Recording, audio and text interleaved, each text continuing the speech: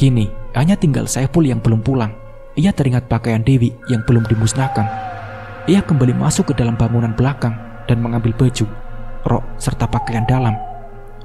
Saat ia sendirian, Saiful merasakan hawa yang tak enak. Padahal sebelumnya hawanya tidak begini. Ia pun bergegas keluar dan menuju jalan pulang. Saat sudah di depan bangunan, ia kembali menoleh ke belakang sembari berkata, "Selamat tinggal Dewi. Abang pamit balik ke kota lagi. Semoga suka dengan kejutan yang abang berikan," ucap Saiful. Dan dengan langkah cepat, ia meninggalkan bangunan sekolah terbengkalai itu. Ia berniat langsung balik ke kota. Sebelum para tetangga ada yang melihat dirinya pulang kampung. Dan saat itu,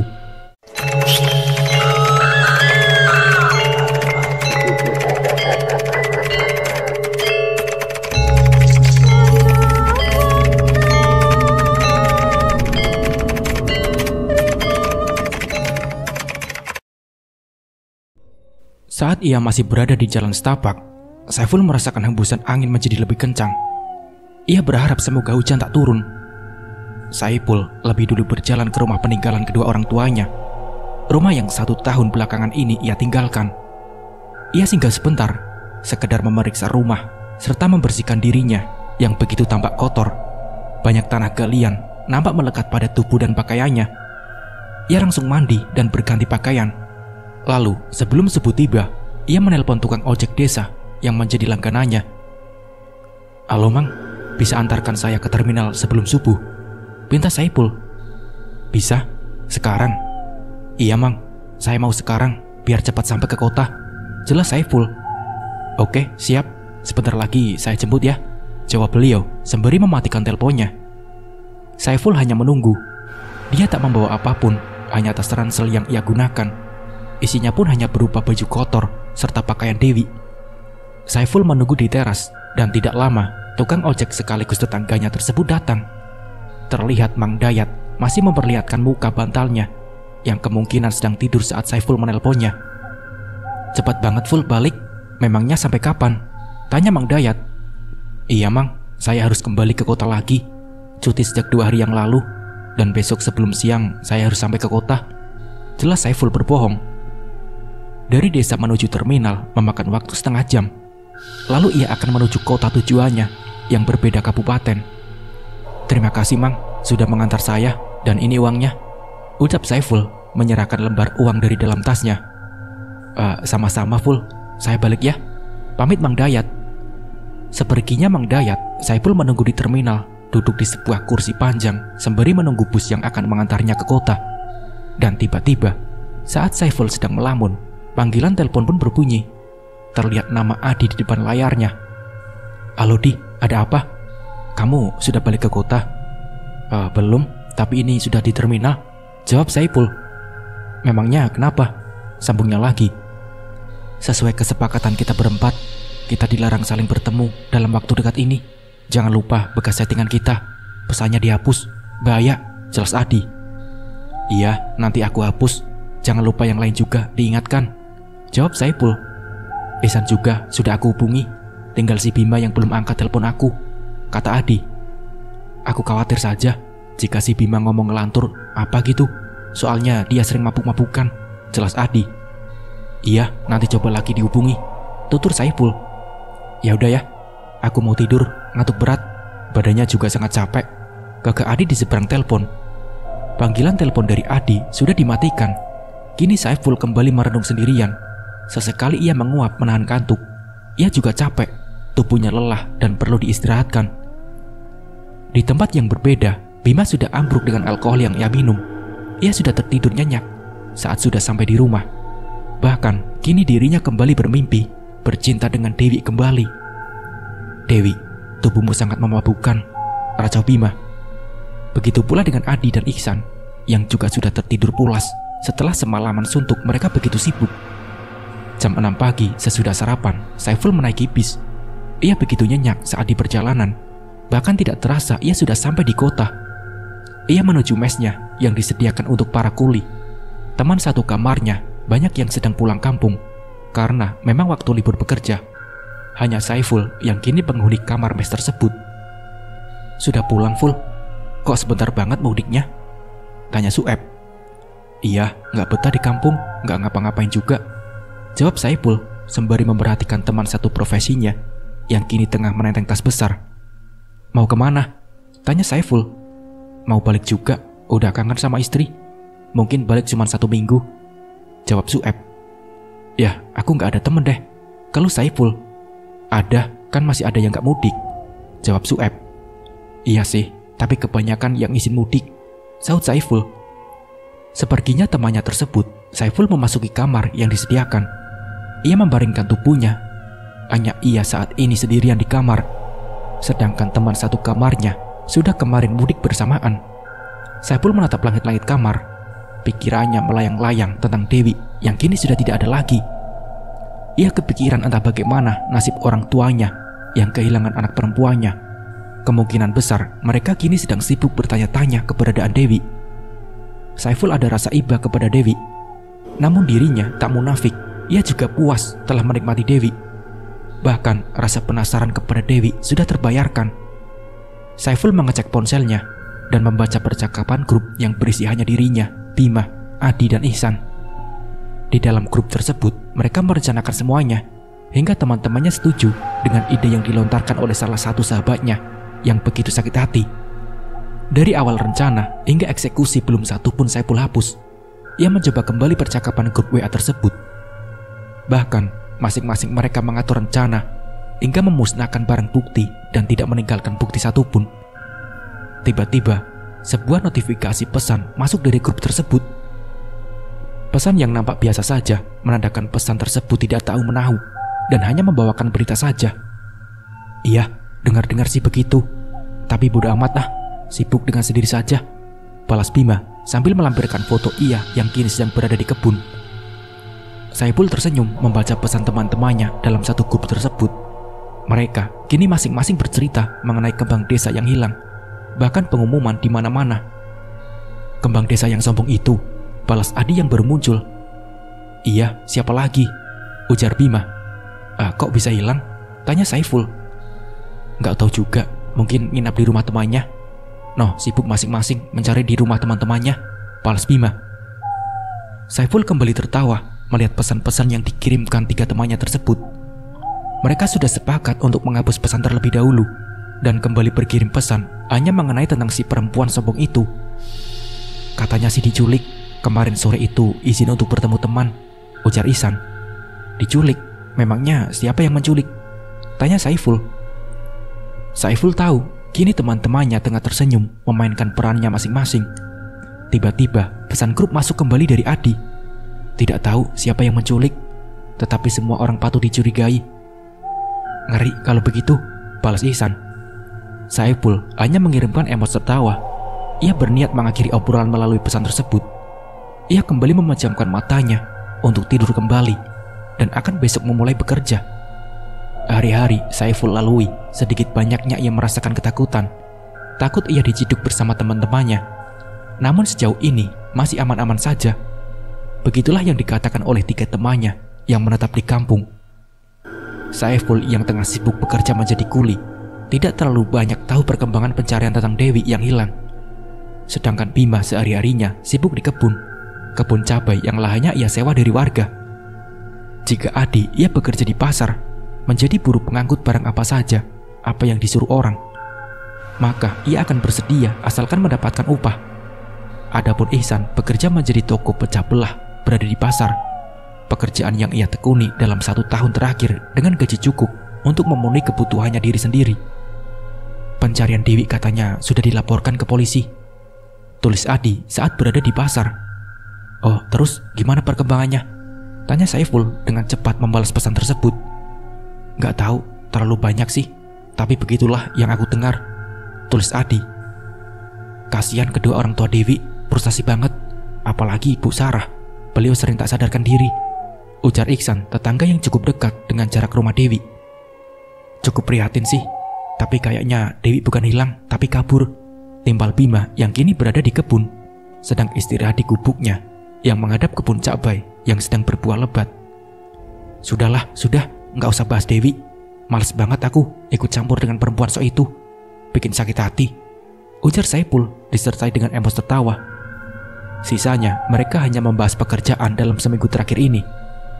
Jika mereka saling berbalas pesan, nampak isi pesannya biasa saja, tidak mencurigakan sekalipun. Selalu berkabar satu sama lain, bercerita tentang kampung mereka, dan tak jarang mereka saling bertukar pikiran jika ada suatu masalah. Malam hari pun tiba. Saat mereka sedang santai dalam pekerjaan masing-masing, mereka berinisiatif untuk melakukan panggilan video. "Bro, sudah 1 minggu nih tidak ketemu," gurau Bima pada Saiful. Saiful hanya tertawa menanggapinya.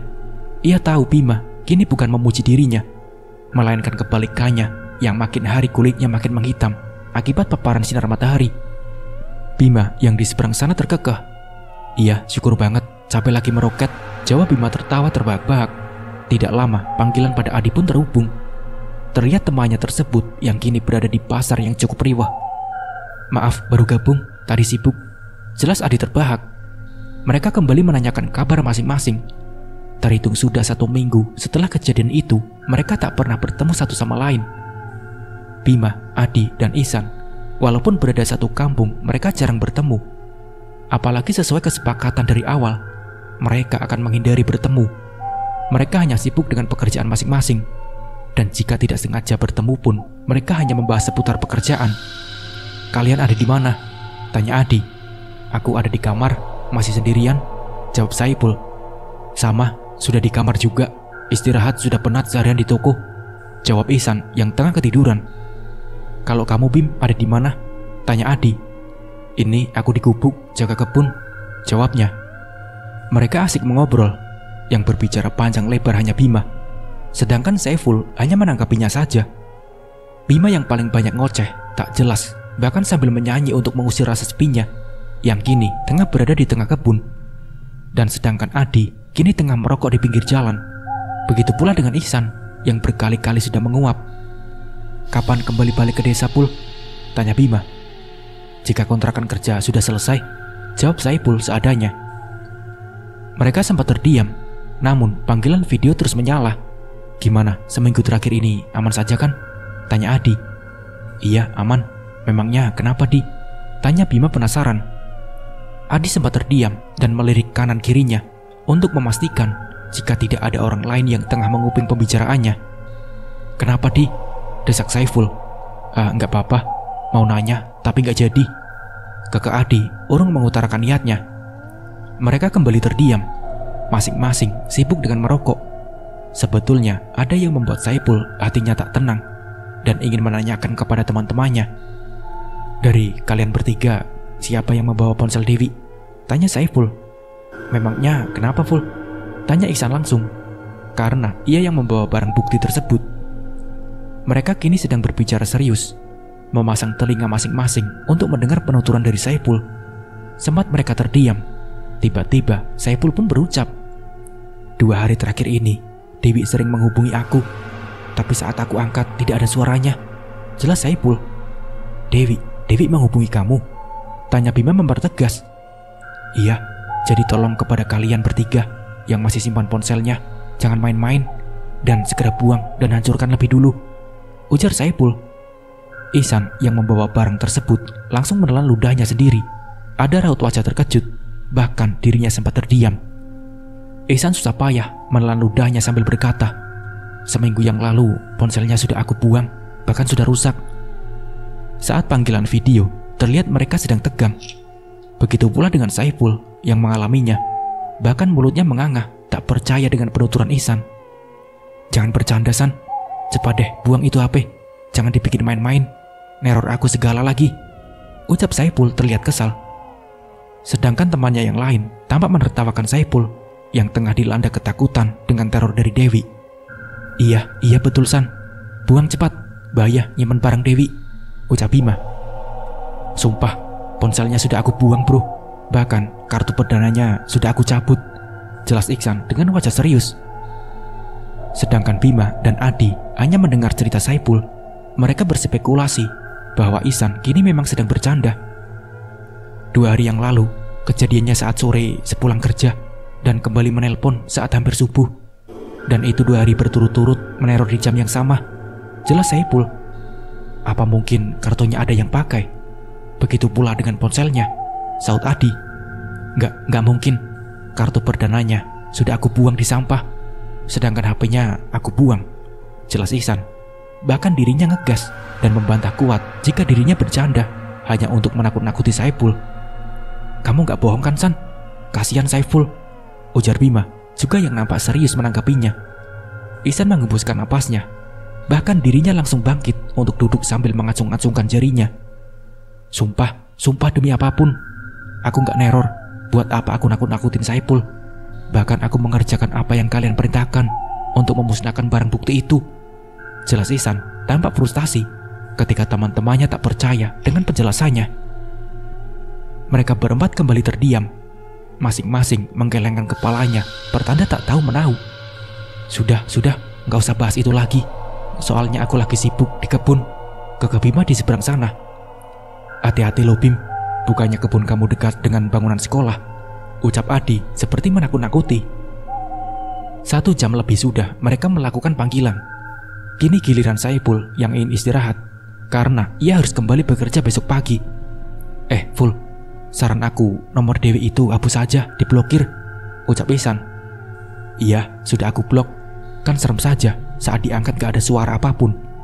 Tapi saat aku telepon balik malah gak berdering, jelas Saiful. Panggilan video tersisa Bima dan Ihsan. Beberapa kali Ihsan juga menguap terus-menerus karena seharian bersikutat di toko melayani pembeli. Mereka mengobrol berdua. Bahkan saat Ihsan berniat untuk mematikan video, malah dilarang Bima yang katanya ingin ditemani ronda di kebun. Setelah panggilan video dimatikan, Bima hanya bermain-main dengan ponselnya. Sesekali mengecek dengan cara mengintip keluar gubuk jika ada hal yang mencurigakan, seperti ada yang berjalan atau suara apapun. Saiful sudah tertidur nyenyak. Begitupun dengan Ihsan yang sudah dibuai di alam mimpi. Berbeda dengan Adi yang begitu sibuk di pasar menjadi buruh pengangkut barang. Mata Bima masih belum bisa menutup. Ia belum mengantuk akibat meminum kopi. Bahkan matanya menjaga segar.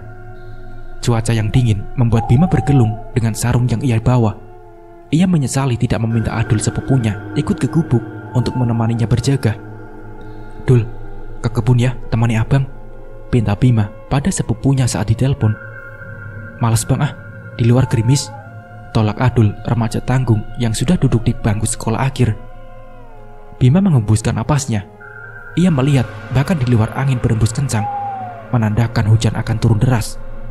Gubuk yang kecil itu ia alasi dengan tikar, dan ia juga membawa bantal untuk tidur.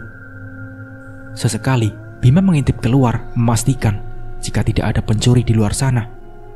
Ia mengintip melalui lubang kecil dari celah papan, sedangkan pintu gubuk ia kunci rapat dari dalam sebagai pelindungan dirinya. Aman saja nih sepertinya, gumam Bima memperhatikan sekeliling kebun yang cukup luas. Ia sesekali merasakan gelisah dan berniat ingin pulang, tapi dirinya harus tetap di kebun. Tetapi otaknya memerintahkan untuk pulang. Bima kembali merebahkan tubuhnya hingga ia tertidur. Namun di dalam mimpinya, ia melihat Dewi yang tengah mengejarnya. Bahkan gadis itu tampak menyeramkan dengan wajah penuh luka lebam. Bima tergesa berlari memasuki hutan. Kakinya tanpa alas terus berlari, menghindari kejaran Dewi yang nampak dengan wajah marahnya. Detak jantungnya berdebar kencang, keringatnya pun bercucuran. Ia berusaha berlari, dan akhirnya ia tiba di gubuknya yang tak lain berada di tengah kebunnya. Bima masuk dan menguncinya dari dalam. Tubuhnya gemetar hebat, bahkan detak jantungnya berdetak kencang. Bima, ini aku Dewi, buka pintunya, ucap suara itu. Beberapa kali terdengar bunyi ketukan pintu dan suara Dewi di luar sana yang tengah meminta untuk dibukakan pintu. Ketukan pintu berubah menjadi keras. Bahkan saking kerasnya membuat pintu gubuk Bima ambruk. Terpampang jelas gadis berwajah pucat pasi dengan luka kebiruan di sekujur tubuhnya yang setengah membusuk. Bima pun berteriak saat tangan Dewi hendak menggapai dirinya. Bima menjerit dan terbangun dari mimpi buruknya dengan napas yang memburu. Syukur cuma mimpi, gumamnya sembari mengusap peluhnya. Belum selesai dengan detak jantungnya, kini Bima dihadapkan dengan situasi yang nyata. Di luar sana, di luar gubuk, terdengar suara yang begitu ia kenal, bersamaan dengan ketukan di pintu. Setelah beberapa kali ketukan pintu terdengar, tiba-tiba suara itu begitu nyata sambil berucap lirih. Bima, aku datang. Napas Bima kian memburu. Bahkan jantungnya kini berdetak lebih cepat dan tak beraturan. Ia mematung menatap pintu tersebut. Bahkan tubuhnya gemetar dengan gigi yang bergemelatuk, dengan kekuatan yang menguasai dirinya. Pergi kamu sudah mati, ucap Bima lantang. Pergi dari sini, lanjutnya lagi. Sedangkan ketukan pintu terus terdengar, bahkan lebih cepat dengan cara menggedornya. Bima, buka pintunya. Enggak, kamu sudah mati, jawab Bima. Bima dengan ragu mengintip dari celah-celah. Ia ingin memastikan jika yang berada di depan benar-benar Adul. Ia bingung mau dibukakan atau tidak, karena jika dipikir-pikir Adul tak mungkin menemuinya. Padahal sudah ia pinta tapi ditolak. Bang, buka pintunya bang, teriaknya lagi dan membuat Bima percaya, karena ia menghubungi Adul lewat telepon. Bahkan saat ia melakukan panggilan, terdengar ponsel Adul yang berbunyi. Kamu Dul, kirain siapa? Ucap Bima lega. Ternyata yang di depannya benar-benar sepupunya. Adul dipinta untuk menemani Bima, karena disuruh oleh ibunya yang tak bukan adalah anak tantenya. Kenapa kesini? Bukannya tadi gak mau? Tanya Bima. Terpaksa bang, disuruh emak, jawab Adul yang kini tengah duduk di muara pintu sambil memainkan ponselnya. Masuk cepat, di luar dingin, biar pintunya aku yang tutup sekalian, ucap Bima. Adul masuk ke dalam gubuk, namun remaja itu meminta untuk tidak ditutup sepenuhnya, karena ia sedang kepanasan akibat berlari terus-menerus agar secepatnya sampai. Berani juga ya Dul, kesini sendirian malam-malam, kakak Bima. Terpaksa, padahal mah sebenarnya gak berani, apalagi harus ngerewatin sekolah kosong itu, jelas Adul. Lah, memangnya kenapa?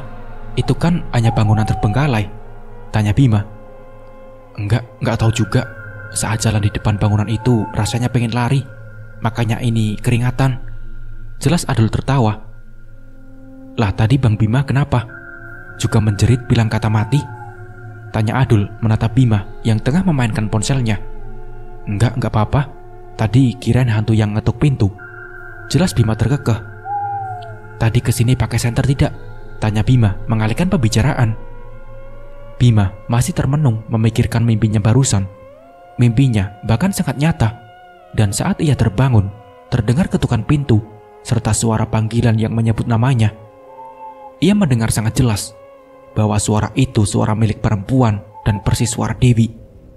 Bima mencocokkan mimpi dan yang ia alami. Seingatnya, tadi panggilan di luar langsung menyebut namanya. Sedangkan Adul biasanya ia selalu memakai panggilan abang.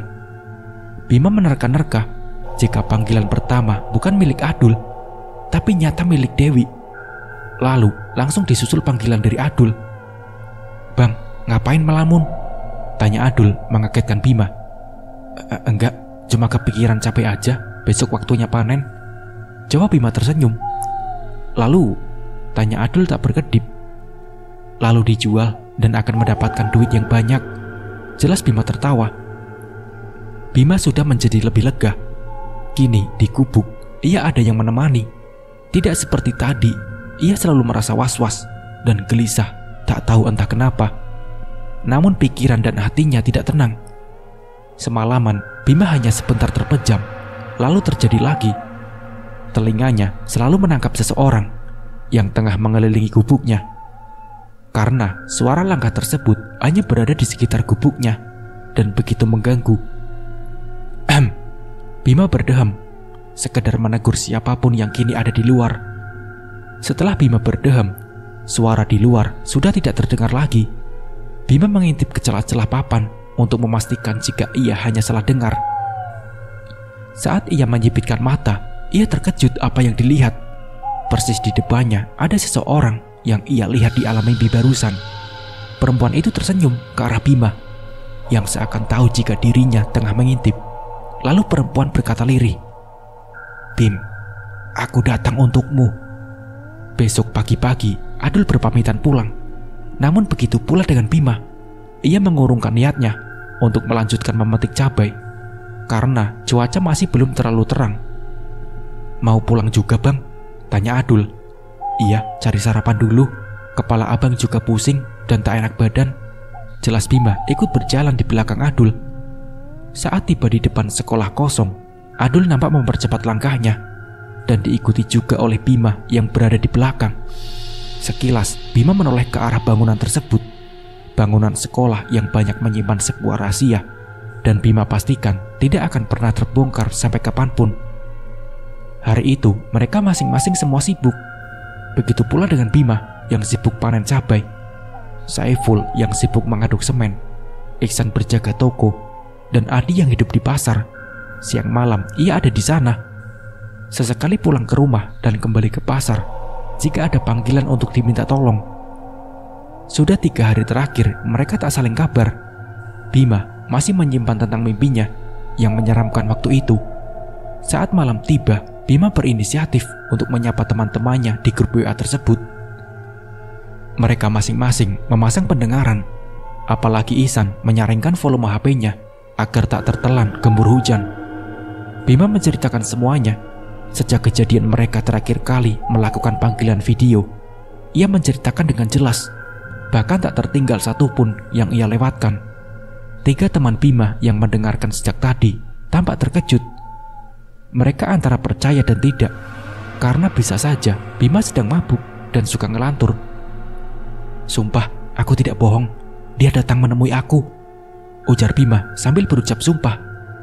Aduh, kok ngeri banget Bim, ucap Saiful bergidik ngeri. Pokoknya kalian semua kudu waspada. Ya udah, aku mau tidur. Nanti kita kabar-kabaran lagi, ujar Bima. Sebelum Bima mengakhiri panggilan, ia tiba-tiba berucap, untuk Adi dan Iksan, kalian hati-hati. Mungkin kalian berdua selanjutnya yang akan diteror, ucapnya. Sialan kamu Bim, malah nakut-nakutin, ujar Adi, dan langsung ditertawakan oleh Bima yang nampak girang. Panggilan dengan Bima sudah berakhir. Kini tertinggal Saiful, Adi, dan Ihsan. Mereka ngobrol santai sembari membahas pekerjaan. Pencarian terkininya bagaimana? Tanya Saiful. Masih kayak gitu Ful, tapi sudah dilaporkan ke pihak berwajib. Bahkan foto-foto Dewi sudah tersebar di mana-mana sebagai pemberitahuan orang hilang, jelas Iksan yang kini duduk di meja kasir. Mereka masih bercanda gurau dan saling lempar candaan. Saiful juga masih belum mengantuk. Begitu pula dengan Adi yang cengengesan melihat teman-temannya bercanda. Saiful tampak sesekali mengucap di saat Adi dan Saiful berbincang. Iksan masih nampak tertidur, mungkin tak merasa jika ia masih dalam panggilan video. Saiful kini sedang merokok. Begitupun juga dengan Adi. Mereka masih sibuk berbincang dan sesekali berbicara serius mengenai masalah di kampung. Berhubung Saiful berada di kota yang berbeda, jadi ia selalu menanyakan tentang situasi yang terkini. Bahkan ia juga bertanya sudah sejauh mana dalam pencarian orang hilang tersebut. Saiful beruntung ia mendapatkan kerja dengan gaji yang lumayan, tapi ia harus berjauhan dengan teman-temannya juga para kerabat. Saiful sudah tidak memiliki orang tua lagi, tapi ia masih memiliki sanak saudara yang rumahnya tak jauh dari tempat tinggalnya. Setahunnya kemarin yang mengetahui kepulangannya hanya saudara perempuannya, yaitu sang kakak dan juga Mang Dayat yang menjadi ojeknya. Sisanya tak ada yang tahu menau. Semuanya sudah mereka siapkan dengan penuh hati-hati dan bermain dengan rapi agar tak ada yang mencurigai. Saiful termenung sebentar karena teringat Dewi yang ia kubur bersama kalung yang ia pinta, kalung emas dengan buah berbentuk hati. Sejujurnya, Saiful benar-benar ikhlas menyiapkan kalung itu, dan ia bermaksud memang untuk menyenangkan pujaan hatinya. Tapi ada alasan lain. Hingga akhirnya ia mengikuti alur yang dibuat oleh salah satu temannya yang sudah lama merencanakan semuanya. Weh, Saiful kok malah ngelamun? Ngantuk? Tanya Adi membuyarkan lamunan Saiful. Enggak, cuma kepikiran saja tentang Dewi, jawab Saiful jujur. Astaga bro, ternyata kamu benar-benar jatuh cinta padanya. Tolong bro, hapus rasa cinta kamu. Buang jauh-jauh perasaan itu. Dewi sudah gak ada. Dan perlu kamu tahu, jikalau dia masih hidup, aku tebak dia juga menolak kamu, jelas Adi mengusap wajahnya. karena melihat temannya yang seperti orang yang sedang patah hati. Saran aku, cari cewek baru aja yang bisa menerima kamu apa adanya, sambung Adi sedikit emosi mendengar penuturan Saiful yang begitu cinta dengan gadis desa itu. Iya Di, nanti aku cari cewek lagi, kekeh Saiful. Sedangkan Ihsan benar-benar tenggelam di alam mimpi. Bahkan terdengar jelas suara Ihsan yang mendengkur begitu nyaring. Saiful mengembuskan napasnya dengan kasar. Mendengar kata yang disebutkan Adi kini membuat hatinya kesal. Bahkan telinganya menjadi panas kala Adi membenarkan jika dirinya hanya dimanfaatkan oleh Dewi. Di saat Adi dan Saiful asik berbincang dengan masalah yang dirasakan Saiful, tiba-tiba Ihsan terbangun dan baru sadar jika mereka masih melakukan panggilan video. Saat panggilan video berakhir, kini Saiful sudah hendak bersiap tidur. Adi pun juga kembali bekerja, dan Ihsan masih berada di dalam toko yang setengah gelap. Ia bersiap untuk pulang dan memasukkan ponselnya pada tas kecil. Dan saat ia hendak melangkah pulang, tiba-tiba saja sudut matanya menangkap bayangan dari ujung ke ujung yang gelap dipenuhi rak-rak barang. Bayangan seseorang yang tengah berlari secepat kilat. Namun jika di bawah penerangan, wajahnya samar terlihat. Dari ujung ke ujung berpindah-pindah, seakan tengah mengelilingi Ihsan. Saat tiba di bawah lampu, sosok itu seperti berbicara pelan. Namun suaranya persis berada di belakang Ihsan dengan membisikkan kata, "Aku Dewi, datang dengan sukarela untuk menjemputmu Ihsan," katanya. Tubuh Ihsan langsung tak bisa digerakkan. Kini ia benar-benar situasi yang sulit dicerna. Tak percaya jika gadis yang ia hajar habis-habisan itu memang benar-benar kembali dan bangkit, membalaskan dendam dengan mencari dan menghantui 4 pemuda yang telah melenyapkannya. Sosok itu masih berada di depannya. Namun anehnya, suara lirih itu persis di telinganya dan terus membisikkan sesuatu yang berulang-ulang. "Kau harus ikut denganku. Aku Dewi. Aku menyerahkan tubuhku padamu Ihsan," bisik sosok itu dengan senyum yang menyeringai menampakkan wajah yang dipenuhi tetesan darah. Tubuh Ihsan bergetar, ia ketakutan. Otaknya memerintahkan untuk berlari, tetapi tubuhnya tak bisa digerakkan sedikit pun. Seolah membeku dan hanya bisa menatap pada sesosok perempuan yang begitu ia kenali. Walaupun wajah tersebut dihalangi rambut panjangnya, pemuda itu hanya bisa menjerit tertahan. Lidahnya pun keluh, bibirnya menjadi pucat karena ketakutan. Akhirnya, Ihsan mendapatkan giliran. Cerita dari teman-temannya benar-benar sangat nyata. Bahkan, kini dirinya langsung dihadapkan pada perempuan itu. Sosok dengan rambut yang menutupi wajahnya itu terus berjalan mendekati Ihsan. Gerakannya pelan dengan kaki yang berjinjit. Sosok itu semakin dekat dan terus mendekat dengan tangan menjulur ke arah Ihsan yang tanpa bergerak sedikit pun. 1 jengkal di depan Ihsan, kini ia merasakan tangan dingin kebiru-biruan itu sudah berada di lehernya.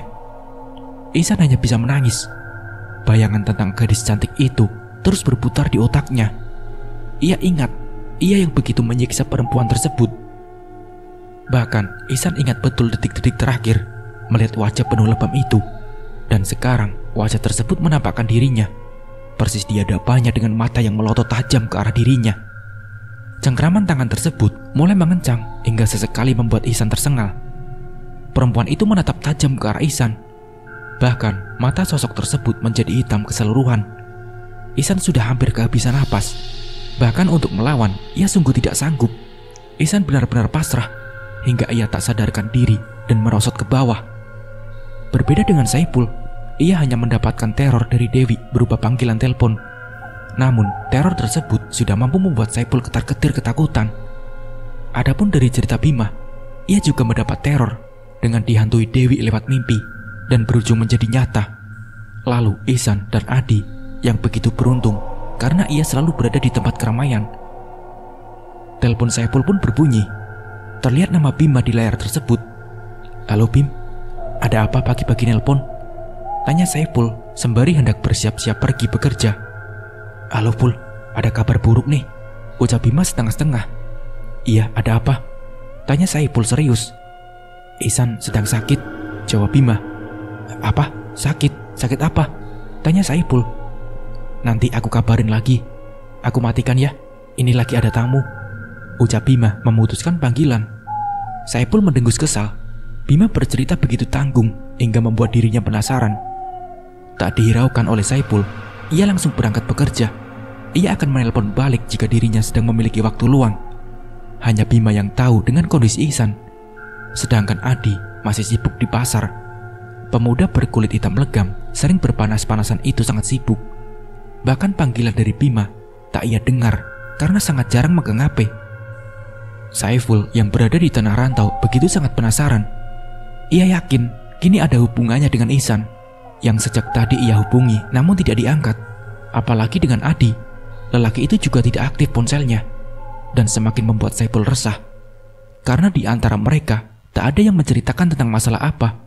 Namun dari penuturan Bima sepertinya keadaannya sedang genting. Malam hari, sekitar jam 10 malam, Saiful menunggu panggilan dari Bima. Saat panggilan diangkat, sudah ada Adi yang terhubung. Bima bercerita panjang lebar jika Ihsan ditemukan pingsan di tempat kerjanya setelah melakukan panggilan video tadi malam. Saat Bima menghubungi Ihsan, pemuda itu begitu ketakutan. Bahkan ia menyebutkan nama Dewi dengan terbata-bata.